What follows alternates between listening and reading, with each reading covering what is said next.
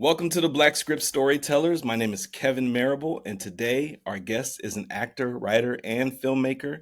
She's made her mark on both stage and screen, appearing in major TV shows like Law and Order SVU, American Auto, and Reasonable Doubt. She starred alongside Jennifer Lopez in This Is Me Now, a love story on Prime Video. She's in not one, but two Tyler Perry projects, Beauty and Black, and the highly anticipated film Straw, premiering this June.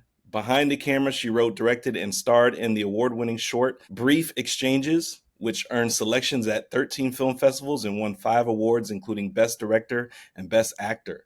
We are honored to have with us today Ashley Versher. Ashley, thank you so much for joining.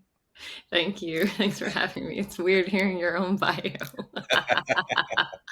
It's cool. I think it's cool, because oftentimes you don't get a chance to hear all that you've been able to accomplish.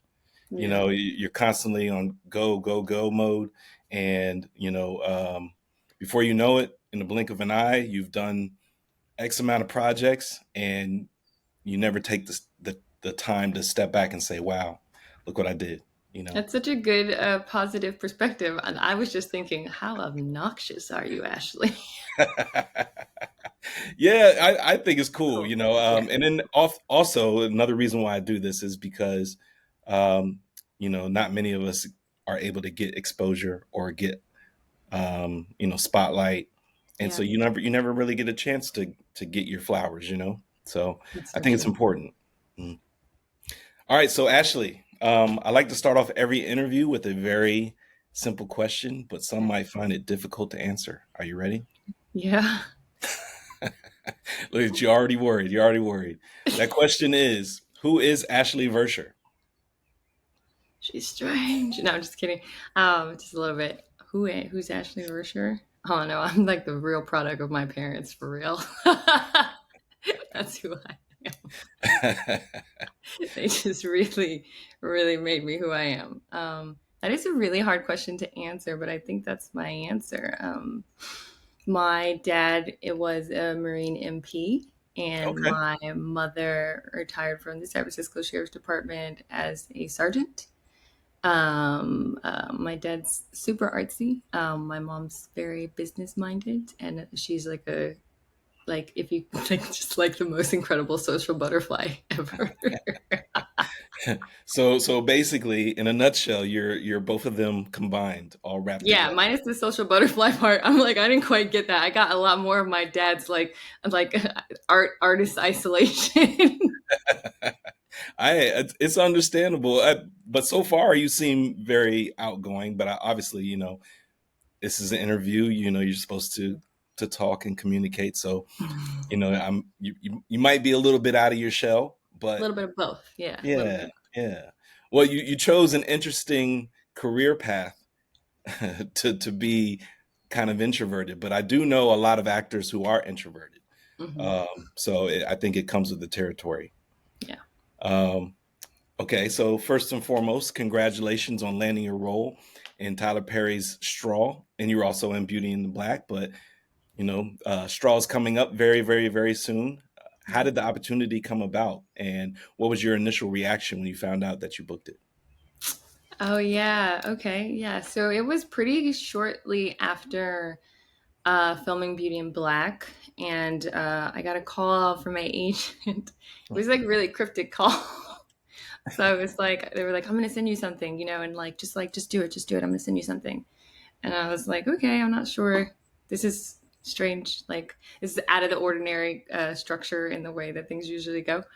And so I got the audition for Straw, and it was pretty shortly after coming back from doing Beauty in Black, and it was. Yeah, it was it was a lot because the film is heavy, Yeah. and it's like it really does have that energy of the thriller. It's a thriller, so it was what I'd like to say, something to do to put on tape. You're like, Yeah, I'm okay. excited to watch it. It looks really good. Taraji P Henson is in it. Tiana Taylor's in it. I know. There's several other uh, you know big name stars in it as well. What was what was it like being on set with them, as well as talk a little bit about your character and your role, who you're going to portray in the film. Yeah. So it was really great. I know everyone knows that we shot this movie very fast. Yes. So that was different. So it really like required like for me, I just really tried to be really, really organized in terms of like what the progression of the film and what was happening. Especially because of the way my character is in the film, how she's in the film. Hmm. It was wonderful. I met some really cool people that their trailers were close to mine, so we got to kind of like just get to know each other, and I felt like that was really an important thing to do given the circumstances that we deal with in the film. Right. So that was really nice. And being on set was just kind of, it's like that first time when you're just standing there and then Taraji walks up and I was just like, Right. wow. I'm sure I Like would be the same way. I'm sure. just wow, like wow. And like, trying, you're trying to be professional. So you Hmm. don't want to just be like, you're amazing. I love you. Da, da, da. You don't want to make it weird. And Sherry Shepard was, I worked with her a lot in the film, and she's just a delightful person and human being, and very kind. Hmm. It was really just really nice. I think I don't think she knows this, but I found her energy and my interactions with her to be like incredibly grounding for Hmm. me throughout the process of making the film, which was really nice, given what happens. And I Yes. think everybody has like a sense from the trailer that you're like, ooh. Um, so it was really, really cool. It was just a gift. And it was, I had to work very differently than I think I normally work as an actor in Hmm. terms of my own process, which was a little terrifying, but also really cool to just have to decide like, okay, you need to approach this very differently than you normally would like or you normally would. The character I play is her name's Tessa, and she stands out because she has an opinion. She's a very strong opinion on what's happening. So I don't want to say too much, but that's a real side of her personality. Okay. Okay. Yeah. Yeah, and I'm sure it's definitely a tense film, a tense Yeah. role. You guys shot it within 4 days, which when I read that, I was amazed. But I've actually talked to several individuals that have worked with Tyler Perry within this last week, really. Mhm. And they've all given different but very similar statements as to how Tyler Perry likes to work. He likes to move really quick and not waste time, not waste energy, not waste money. And so everything is set in a way to where you can get a lot done faster. And I think that it Yes. also stems from him working in theater and doing a ton of stage plays, and so he knows how to move around and get things done faster, in real time. Yeah. And I find it interesting that it sounds like a new way of filmmaking, which most filmmakers don't do. They do one step at a time kind of process, Yeah. several takes, so on and so forth. So for you guys to be able to knock this out within 4 days, it sounds amazing, and I'm sure it is amazing. But I would love to see the process as to how you guys do this behind the scenes, because it, Yeah. it almost sounds impossible. It does, right? It's really cool to just like it was like part of it, is really cool just to like witness how he Mhm. works. Mhm. And like how his mind is just must be going so fast and is so sharp. Because Yeah. sometimes I would be like, wait a minute, let me think about where I need to put the camera. But he's really there and on it and has a very clear plan, but also has like a lot of flexibility, which I think is so nice because I think you need that in filmmaking. And it's funny. There's this scene in this movie, I think, because I saw it a long time ago. I think it's Giant is the movie, and there's a scene where I remember seeing this scene. It was so striking because I think there's like 5 to 7 people in this scene, and the way that they shoot a lot of the scene is everyone's in the scene. Like it's like a wide shot but like a Mhm. medium wide, and you can see everyone and everyone's talking because it's Yeah. like a family having a conversation. And it struck me because it felt a little out of the ordinary for what we normally see in filmmaking now. But what's so interesting is like it's super efficient, right? If you think about it like that, well, yeah, we can grab this whole scene kind of like this, and it's really interesting. And he's found a way to do that, I think, and more in really interesting fashions, and maximizing time and opportunity and actors' capacity, which does require you as the actor to show up and be, I would say, 125% prepared. Right. But if you have that, if you if you're locked and loaded like that, and you can find your way to stay like really grounded and in your body, then it's kind of just like a fun ride. Right, right. Yeah. I'm sure it's thrilling. There's a lot going on at once. It's fast paced. Yeah, But it's also a interesting and incredible learning experience because you're also a filmmaker, and so you get to, not only are you acting, but you get a chance to watch the process and watch how Tyler works, and you can actually take pieces of that and put it within your work and learn your own style of doing things that you're comfortable with, but you're learning in a different pace and in a different way. And obviously, every mhm, filmmaker, every director does things differently. So I can imagine, the master class that you guys get on set. mhm. Yeah. I mean, I think it creates a lot of there's a lot of inspiration, I think, that you can get from that experience, from those experiences that I got from those experiences. And I remember before I made my first short film, I spoke with some indie filmmakers, and they said either you're gonna love it or you're really gonna hate it, and that'd be the determiner whether or not you do it again. And it was pretty instantaneous for me. Like we wrapped, and I was like, oh, I would like do this tomorrow. Already like on no sleep. So it's cool to like just to learn on set. I think that's the best place to learn, in the moment, and watching someone troubleshoot, watching someone have fun. Yeah. It should be fun, I think. Right. I agree. I agree. It should definitely be fun. We don't get into this to, make it feel like work, because then at Yeah, that point it's no longer fun. We're in this to be able to create, be expressive, show our artistry and have fun all while doing it. yeah. Um, yeah. Now you've worked alongside names like Taraji P. Henson, but also Jennifer Lopez. What have you learned from these collaborations that's helped shape your craft as an actor? Hmm. I think that it is what I found so really lovely about watching Taraji, and there were moments where I was watching and I was like, Ashley, Yeah. you need to go back into the scene. But what I found so lovely about it is her trust in herself, and that she has it, and her ability to be really really present in the work, and also living. Hmm. Like living. I think especially when you're like in the very beginning, when you first like go to like your first acting class or whatever, or conservatory, you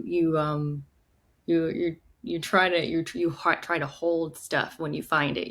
When you find what you're looking for, you try to hold on to it, Hmm. um, because you're so terrified that it will not come back. And I just didn't see that in her at all, and it was just like I was just like, oh, I look forward to the day like um, when I truly can have that experience on that level of just really being able to like live and be alive and be on set, and but be able to just go in and out of what I need to go in and out of seamlessly, and not Hmm. worry about it. I thought that was really, really, really, really cool to watch from her. She's just amazing. And on the set with Jennifer Lopez, it was really cool because she spearheaded that whole project that was hers, and I think it's something to watch women be in those positions of power, Hmm. of authority, of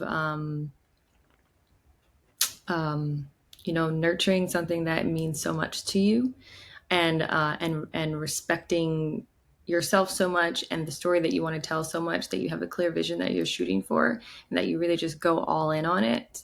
Um, yeah, it was very cool. Yeah, yeah, that's awesome.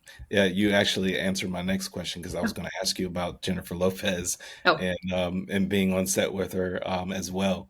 Um, no, but that's amazing. Um, Now, as someone who's worked across TV, film, and theater, including Shakespeare, how do you approach your craft differently depending on the medium? that's a fun question. um, I think it all depends. I think it depends on the project and who you're working with. But I mean, I think theater is just such a different experience. When the curtain goes up, it's game time. Mhm. Um, and that's a very different experience than being able to be on set and someone call cut or calling for a line off top, right? So I think like I don't know if I would say, in my personal opinion, the preparation is largely different, but I do think like theater requires a serious level of like muscle. Mhm. We've seen all these just amazing actors on Broadway. This year is just really exciting. What's happening and what's been happening in the last few years, I feel like. Yeah, But the musculature of those actors, I mean, they're athletes. Um, right. yeah, Yeah, it's been like a new resurgence for sure. it's just been Um, so exciting. Like it's thrilling. yeah, Yeah. right, right. Um, Now let's talk a little bit about your short film, Brief Exchanges, which Mm. received significant festival recognition. What inspired you to tell that particular story, and how did it evolve from concept to screen? And then also, Yeah. I missed that in the question, but if you could explain a little bit about what Brief Exchanges is about. Yeah. So it's the day in the life of a young Black woman navigating those intersectionalities while living in New York. There's a little bit of romance in there also, which makes it really nice and fun in a Mhm. way. But my inspiration behind that really came from being in COVID and the murder of George Floyd and the that like you that word you use resurgence, like that real like that energy that we all felt from Black Lives Right, Matter movement. right. And just really, I remember I was like, I think we were a lot of us were stuck at home, Mhm. and I remember like people we found our ability to protest in social media. That was a space where we could do that. And I was starting to come across different things that were talking a lot about microaggressions, which Mhm. was which was really interesting. And obviously, like we know about these things, we experience them all the time, every day. Um, but it just kind of clicked in for me that I really wanted to tell a story that really showed what my like I lived in New York for a very long time, like what my life was like. I love New York City, but it for me as a Black woman, if I'm on the subway and sitting on the seat and maybe there's a small space next to me and somebody is sitting on the other side of that, someone like deciding to sit halfway on my body like Yeah. I Wow. mean, there's choices in terms of deciding like what this is and where that comes from and what that audacity is, like why Right. that person is so audacious in that way.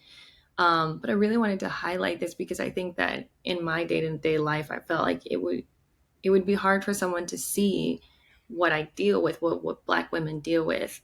um, and so I wrote this film. I had already started writing it, like a baby start, Mhm. sometime before, because I was so curious. It's called Brief Strangers too, because I was so curious about just like the New York City pedestrian life. Like our life in New York is so strange. Like you're Yes. constantly asking strangers for help and you're constantly interacting with strangers. Like life is happening on the sidewalk. There's nowhere to hide. Mhm. So I was always kind of interested in telling a story that encompassed that in a way. And then it kind of morphed into this really sort of even more meaningful piece of art that was kind of really reflective of that. And then the actor who stars opposite of me in the film, um, I was thinking about it the other day. Like I just love. He's so that character doesn't do. He's a Black man, Uh-huh. and he doesn't do like. He's just so nice, and I loved that. Like I loved that we could just he could just be nice, and that we could Right. put that on screen, and that it didn't have to there didn't have to be anything under that other than like his like he's so charmed by this woman, Hmm. and I thought that was fun to see. Yeah. Shout out to the nice guys out there, man. Mm, yeah. um, now, as a filmmaker, what themes or stories are you most passionate about? I know we just talked about brief exchanges, but um, in creating your own film projects and then also in writing, do you have specific topics or a type of genre that you like to focus on more? Yes, I think it's come to fruition. Like it has revealed itself officially as of Right. late. And I tend to write and want to tell stories that center on women, Black women, women of color, and how our lives are infiltrated and manipulated and aggressed, if Hmm. that's a word, by the patriarchy and patriarchal structures. Hmm. Yeah, that's kind of Yeah, it no, on the nail. no, but that's good, and there's more stories definitely do need to be told, need to be shown and shared and talked about. Um, there's a lot that goes on, Black women, women of color, women in general, that Mhm. oftentimes, you know, get get silenced or pushed to the wayside or swept under the rug. And it's important to, tell your stories and be able to expose some of the things that you guys go through, um, and how you navigate through life, dealing with Mm. some of the things that you go through. So Yeah, I definitely feel that that's important. It's something that should never go away. We should all learn to understand each other and learn to grow from each other. So I definitely feel it's important. Um, Now, as far as your writing goes, Mhm. um, at what stage in life did you begin writing? when I was really young, I used to write these poems, and I'm sure they're horrible. Like, I'm sure somebody found my mom found them or something. She'd be like, "What was this girl going through?" She was like 10. Um, I used to write. I'm certain, like I know for a fact they're horrible.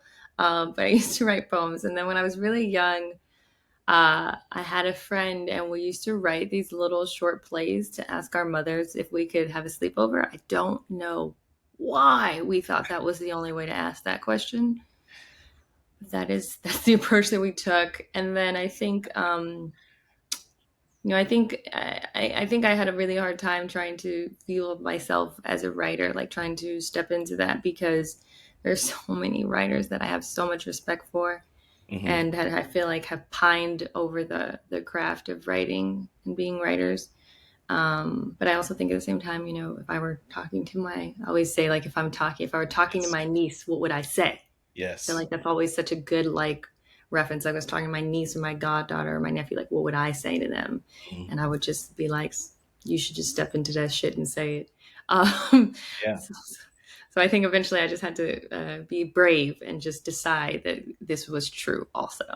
Yes, absolutely. You should never exclude yourself or exclude your talent, just because there are other talented individuals out there. Not everybody interacts with everybody in the world. So for you, you have other people who look up to you, and as you look up to other people. And so being that you have that gift, you are setting the example for the people who do look up to you as well, Yeah. and the people who are, that are coming behind you. And so with having that gift, there is a certain level of responsibility in a way to Yeah. where you should be able to pass that down and inspire the generations to come. Yeah. So yeah, never exclude yourself, never put yourself to the side. Include yourself and include your talent because God gave you that talent for a reason, and it's important for you to be able to express and to share that with the world. So Yeah. yeah, absolutely. Absolutely. And then as far as filmmaking, how long have you been behind the camera? Oh, okay. So, not super long. I was living in New York City, and I was in New York City. when I finished at the conservatory that I was at, it was right around when there was like the big boom of web series, particularly Black artists were creating web series. Hmm. And so I just kind of was, I kind of got into that world, which was really cool. And anyone in the indie, any sort of indie filmmaking world, like knows that it's always like an all hands on deck situation. So it was also like, even if I was in something, it was also like, okay, well, how can I help and what else can I do? And already kind of started to learn in that way. And then I realized and I learned that it was really important that if I wanted to do something, if I Hmm. wanted to produce, if I wanted to direct or whatever, I needed to say it out loud to people, because no one was ever going to guess. No one was going to be like, Ashley, have you thought? No one's going to do that. No one's going to do that. You need to say it. And so I learned that. And so then I just started saying it. And I was like, I'd like to produce. I'm happy to AD. Do you need an AD? Do you need someone to do anything? Hmm. I was on a short film project and I'm pretty sure I sat in the car for 2 hours because they needed to make sure they didn't get a ticket. But after I did that, I was went and like did it like I was like a stand-in for one of the scenes. I was running like around and directing all the other PAs because they were like, "Great, you're in charge of the PAs," and I was like, "Okay," And then eventually I was having lunch with two of my friends who are creators and filmmakers. And they offered me an opportunity to Caleb and Ranisha Simpson. They offered me an opportunity to direct. Like we were talking about something and they said, "Oh, we're looking for da da da," and I was like, "Oh, I'll do it." And they were like, "Okay, great." And a day went by and I was like, "Oh my God, were they serious? I hope they were serious. I don't know." So I reached out to Ranisha and I was like, "Hey, were you guys serious? Like, because I Yeah. was serious." And she was like, "Oh yeah, yeah, yeah. That's already a thing. It's happening. It's happening." And I was like, "Okay, great." And that was my first like real opportunity directing. I co-directed like the season finale and some other stuff, and it was so great. It was a great learning experience for me. It was just it was that's kind of like really kicked that off. And then when COVID happened, I'm not great at being still. I'm not great at that part. And so when the pandemic happened, and I got COVID right in the beginning, and then after I was better and watched all of the Real Housewives of New York, all of them. I watched all of it. It was amazing. I was like, this is great TV. Y'all don't even know. Um, and after I got better, I started going. I went back to go writing because back to writing because I didn't want to. I just kept saying like, when this is over, I Hmm. don't want my career to be where it was when this started. That's really the Right. thing that I had fixed in my head. And then I asked my husband to read what I wrote, and he was like, "It's great." And I was like, "I don't know about that." He was like, "No, you should make it." And I was like, "Really?" And he was like, "Yeah." And so I was like, "Okay." And then I just kind of went all in, and I was just like, "We're going to do this." I've already been a part of other people's projects. I've been a part of fundraising campaigns. I'm going to find a producer, and we're just going to bang it out, and we're going to get it. And that is what happened. Yeah. Yeah. And so you were able to create your own projects from basically from start to finish from scratch. Yeah. Um, what was that process like, going through the motions for the first time and learning all the ins and outs? Obviously you've been on other sets before, so I'm sure you knew, parts of it, but when you're doing it yourself, was there anything there that you felt like, either you could have done better, more efficient? Was there anything you missed? Did you have any pitfalls? Hmm. Okay. Here's the thing. I approach filmmaking with a delusional level of positivity. Mhm. So that's my approach off Good. top. Like we're gonna do it. Like that's where I'm starting from. That's like my baseline, Okay. or home base. Like that's where we are. And so, I think that I learned a lot of things. I think that there's really nothing I would do differently. Like maybe I wouldn't be in it because that could be fun to not be in it if I did it again. You know what I mean? Hmm. But no, it was a grind. It was like a real grind. Like I had to be clear, I had never been on when we made that, I had never even been on television, with the exception of being in a 49er commercial when I was like 4. Um, so I also had never been on those sets, right? So I was really coming from a very like indie, like guerrilla style filmmaking perspective. So, and also had never gone to grad school for film or anything like nothing like that. And so it was, I learned a lot from my experiences and I took that with me. And mostly what I took with me was the fact that I got to see these incredible people make shit. And it made me believe that I could make something. I was like, well, shit, if they can do it, I can do it. Wow. And not in a competitive way, just like inspired, like, okay, Right. I'm just going to keep looking that way. Right. And so then I just sort of hit the ground running. Like I had friends who had done different things. And so I had a friend who helped me like edit the script. I had a friend who I asked if they wanted to be a producer and they said yes. I like to say, like, I rally the troops and I called everybody and I was like, great, let's do it. Is everybody free? Let's do a reading. Mm. Let's see what everyone thinks. So I like to do readings. So I did a reading, and that went really well. And then it was really just about, money. Then it became really about the financing part of it. And so I Mhm. reached out to like 2 of my mentors, and approached them about just assisting a little bit if I could. And I got a little bit of something there, and then I knew I had to do a full blown crowdfunding campaign, and I had been a part of them, which was great. And so I had some real information on that, and then I went and like I kept doing research. Like I think like research was like the main thing I did. So I would research whether it was YouTube or people I knew. So when I decided to do a crowdfunding campaign, I remember I think I was in LA by then, and I pulled over in some parking lot at Staples, and I talked to a friend of mine, and she was like, "The best advice I can give you is to be shameless." And she was like, and I know it's incredibly hard to hear that and to feel that way and to do that, but that's the best advice I can give you when it comes to crowdfunding, because you have to be bold enough to ask. Right. And so we curated like a whole crowdfunding campaign. Um, um, like my dad's a visual artist also, and one of my really good friends is. We were able to like technically like we gifted some of those like some of their art as a sort of like an award for like a donation. So like I think we did something like if you donate $500, you can get a print of this piece of art. So Mhm. we just tried to be super creative, but it was just loads of research. So it was like talking to anyone I knew, anyone I met, anyone who would talk to me, anyone I didn't know. Like I talked to a cinematographer I did not know, but I was like, whatever, she'll talk to me, great. Yeah. Um, and then I watched like thousands of hours of YouTube videos. Like just, I didn't sleep. I just watched YouTube the whole time because I at that time I was like, I don't really know very much about cameras. Mm. I was like, all right, Wow. great. But then you also end up learning you don't have to know everything. So great. No, you really don't. You really don't. You can learn as you go, get the experience on the job, on the job training. Mm-hmm. Um, Mm-hmm. and, just whether they're mistakes or not, but learn through your mistakes, Yeah, and I think you just like you succeed is just the thing. Okay, there are no mistakes.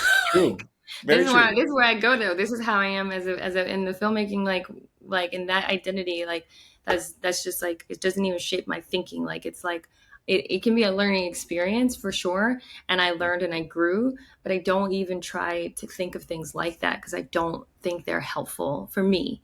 Right. I it really is like a delusional level of positivity that I'm just like all like from start to finish, how to talk to people, how to manage people, how not manage them in a negative way, but how to organize people, how to Right. inspire them to be like, we're on board and we're making this thing together. Like, I didn't even think about that being a part of filmmaking, but it's such a big part when you're the one who's like, you know, flying the plane. I could talk about this all day because there's so That's many okay. things when it Yeah. comes to making I'm anything. listen, I'm shutting up. I'm letting you talk because you're actually dropping a lot of gems, a lot of information, and a lot of people would be happy to hear this, because a lot of times you don't get this information. Yeah, it's hard. I mean, I felt it was so funny after I made it. I had a number of filmmakers, um, who or people who were becoming filmmakers who were going to make their first project reach out to me and want to just talk, especially about the fundraising process. They wanted to talk about it. They wanted to know what platform I used to assist with that, why I chose it, what was my how I did it, how I found everybody. And when we did the festival circuit, people wanted to know how much it cost, and it was interesting because people won't say that, which is fascinating to me because Yes. I thought, I mean, we should just tell them how much we spent because they need to know. Right. Like they're not asking for any other reason to like to they're trying to they're sitting there looking at their budget sheet going, oh shit. You're all in the same room wanting to know the same things. Yeah. And it doesn't make sense for one person to hold or to retain all of that information and not share it. Um, Yeah, and it's just not my vibe. Like I'll tell anybody anything that I know about all of it mhm. because like other people told me and I had so much support in my experiences and just in those one-on-one meetings, in those one-on-one phone calls. Right. Um yeah, like I remember I think like I got my first cut of the film and I was like I freaked out. I was like, "Oh my god, it's trash." I Why was did like, you "Oh my think it was god." why did you think it was trash? What did you not like about it, or what did you feel like You know, it's you like I just don't think I knew. I don't think I knew. I didn't know. I didn't know. And then I did research and I thought, and I was like, oh, your like rough cut isn't like anywhere close to the film that you're going to actually make. You know, right, this is like just some structure, you know, and then then you go in and you do your job again as a director, and then you listen to the editor, and then you work with the colorist, and you work with the sound person, and I thought that that whole experience was exhilarating, and I was so blessed that like the editor that I worked with is an amazing person, the colorist just what like just incredible. And so I was so lucky to work with people who were willing to let me learn. I think that's another thing that can be hard is finding people who will let you learn and like help a little bit along the way. right, um, and that's when I really kind of I think I really started falling in love with the whole process because I got to sit in the room with my editor and go through the film, and it was just so fun. And we created this thing that people really liked and people felt seen. You know, there was an older Black woman at one of the film festivals I went to, and she said, you know, she said, "Thank you. I felt seen. I felt very seen in watching your film. You know, like that's why I made it." right. Yeah. And that's the best feeling and the best words that you can hear from somebody when they watch your project is, the thank you for making this. I saw myself in, in the actor on screen, or this story it relates so much to my story and my life. Um, that's meaningful. That means that you actually created something that resonates with people. Yes. Yeah. Yeah, Thank you. yeah, absolutely. You are an ambassador for Made in Her Image, which Mhm. is you're a founding board member, the Education Action Alliance. How do you Mhm. balance your creative work with your activism? And can you also talk about this board? Yes, yes. It's hard. It's hard. I am very fortunate to be involved with nonprofits that are centered on things that I care very deeply about. Hmm. So being an ambassador for Made in Her Image is a honor. It's a beautiful organization. Last year we did an open lens sort of fellowship, and we had a group of young people who were able to come together and make short films, and those short films were showcased at the Universal Studio lot, which was just incredible to Nice. see this happen and watch these films and watch these young filmmakers uh, who are already filmmakers. I felt so inspired. I was like, I gotta go make something. um, and so I'm very grateful for that opportunity. Malachi, who's the founder of that organization, is an incredible human and an incredibly talented, gifted filmmaker, and has a ginormous heart. Hmm. So it's been nothing but a gift for me.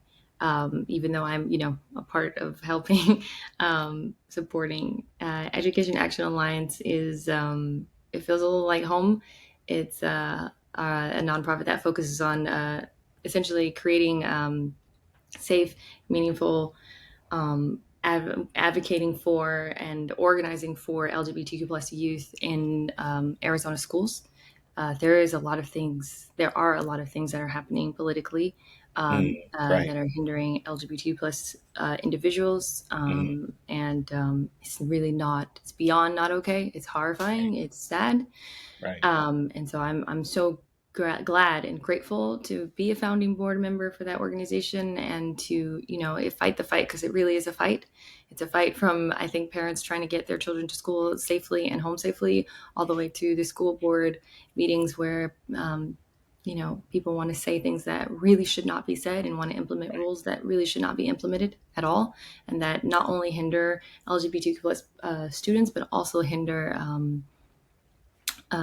everyone. It's a trickling down effect, and that's a really something I think that those individuals who are doing all of these things don't seem to understand. Yeah. But I get a lot of joy out of being a part of that organization. We've done some really fun and amazing things. Last year for our big fundraiser, we had a huge prom, and it was fantastic. There were people there who never went to their prom because they Oh, never wow. felt safe. They never felt Okay. like they could go as themselves. They never felt like they could wear what they wanted to wear. Right. So it was badass and it was so much fun. So it's just, again, like it's a gift for me to be a part of these organizations. Yeah, that's awesome, and that's awesome that you guys create a space, a welcoming and a comfortable space for the LGBTQ plus community, and also the youth. I mean, Yes. even just the fact that they're youth and they're still going through these hardships, um, is Yeah. It's just it's sad. Yeah. crazy. Yeah. So They're yeah, kids. And I that's the part that's yes, crazy. exactly. Yeah, and I commend you, I applaud you for that, because it's not an easy task, and it takes somebody who's brave enough to, step up and show support, and outwardly, and not be afraid to support these kids, because everybody deserves to be loved, everybody deserves to be who they are, everybody deserves to just Yeah. have the human experience, period. You know, Yes. Yeah. so The human it's important. experience. Hmm. Hmm. Yeah. Ashley, what is next for you in your very near future, and then also maybe 2 or 3 years down the road? Where do you see yourself? Ah, that's so. So I'm in pre-production for another film, a short film. I like writing short films. I'm in pre-production, which is really exciting. This has happened really, really fast. It's been a bit of a whirlwind, but I'm very excited about this project, and I'm really excited about the themes that we're going to be exploring and the Good. actors that we'll be working with. I'm very excited not to be acting in the project. That's Oh, going to be okay. really a cool experience.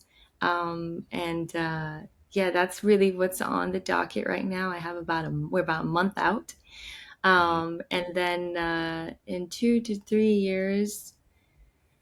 Oh, I don't know. I guess in 2 to 3 years, I'd love if I would have made, yeah, I guess I'd love if I would have, maybe on the festival circuit with my first feature. That would be great. I think I'm gonna say two Yes. years because three is a little long for that. So Right. I'm gonna say 2 years. Yeah. And it's not if but when. So When? just, Yeah. yeah, keep that mindset and you'll make it there. And it may be sooner than 2 years. Who knows? It might be, and I'm down for that for sure. I really try to have a growth mindset in all things, which is challenging. But that's how I try to look at progress, and I really try to have my own personal uh, identifier for what success is and what that looks like for me in my life, because I love all of this and everything that we talk about, and that Mhm. I love this industry, but I love living my life, and so I try to always like tap back into that. And I'm lucky to have a lot of young people in my life, my nieces and my nephew and my goddaughter, and they're incredibly important to me. So that's certainly a part of my like 2 year, 3 year Gotcha. trajectory. Yeah. And it's always important to focus on, your personal life, family, and all of that. Make time for yourself as well. Yeah. So yeah, absolutely. All right. Well, I like to give my guests the final word, whether that be a piece of advice, words of encouragement, or a quote that you like to live by. You can say one of the three, or you could say all three. It's up to you. Okay. The quote that comes up for me is "Reaching as we climb." It's Mhm. always been a quote it's stuck with me since I was a young child in school, in a uniform. And uh, darn it, now I don't remember the other options. It was advice. advice. Yes. Mhm. Geez, advice. I feel like I've had a lot of conversations with people lately about acting and about the pursuit and about the journey and the industry. And I think a lot of what I think I used to say, like, oh, make sure you love it, because if you don't, do something else. Yes. Um, but I think that that has sort of changed where I think maybe what's really important is figuring out the life you want to live. Because at Mhm. the end of the day, it's still the career and everything is amazing and fun and fantastic and a blessing and a gift. But like, this is your life. Yes. Um, so every year that goes by, you're still living your life. So, I think it's always important to like tap back into like, what is the life I want to live? Like you said to me, like 2 to 3 years, that Mhm. answer could have been about anything. It could have been nothing, had nothing to do with filmmaking, which probably gives you an idea of my deepest obsession for this work. Um, but I think that's what I would say in terms of advice is to remember like every day you wake up, you are living your life. Mhm. So, choose it, choose what you want that to be and what you want that to look like. Yeah. Yeah. I love that. I love that. 'Cause not many of us do, we have our own ideas to what life is, or maybe a perception of what life is based upon, pleasing our family, or, Mhm. having to make a living, and having to take on jobs that maybe we don't want to do, or whatever the case may be. So yeah, every day you definitely do have a choice. Um, and you can change that every single day. You have the option to change that too. So definitely follow your dreams and live your life for sure, for sure. Yeah. Look at you taking the last word. I got nothing. I got nothing. No, man, I'm just piggybacking, just I'm just piggybacking. kidding. I'm just kidding. Well, Ashley, thank you so much, for your time, for your expertise. I enjoyed this conversation, and I enjoyed getting to know who you are as a person, as well as what you've been able to accomplish in this business.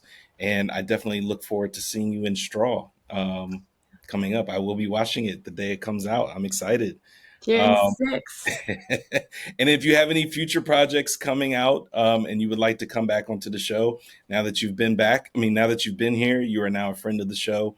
I'm going to stay in contact with you. If there's anything that you got going on, I'll try my best to put it out there and share it with my platform, to, constantly keep your name out there, Thank you. constantly keep you working. Yes.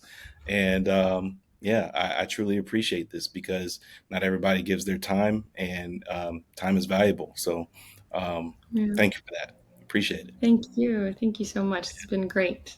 Really has been. Yes. All right, guys. Ashley Versher.